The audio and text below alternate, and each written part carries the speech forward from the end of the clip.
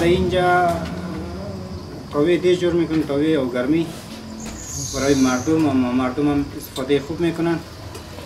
و دوم دیگه از سمتای مالستان و جاغوری و از ولایت کابل و ولایت قندار هم میاین اینجا میخرن.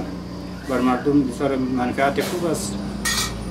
مردم از این دیگ میکنن و مثلا آو جوش و حتی لباس هم تو میکنن. ما خود ما دیدیم که لباس هم تو میکنن.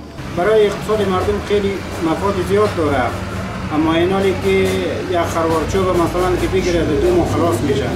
اما این خیلی مصرفش کم است. 2 ماه دیگه فقط از افتاب مصرف دیگه خلاص. دیگه حالی الحمدلله خیلی خوب شده. کاری ما صحیح شده و هم کیفیتش صحیح شده. نور جمع میشه. در اون زمان که بود نور جمع نمیکنه. مالی خیلی جمع شده.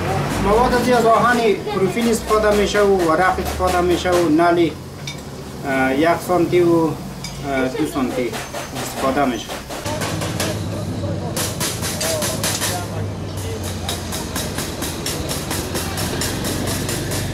اجی بادام لوگار شمازارا شو ده پر غلای ما ولا من لوگار ده ولا ما ده كده معلومات في سنه 5 بي سبا ده نور فلا لكم بيجي تورتا سويس و هذا هو اي شيء معلومات متلكي وي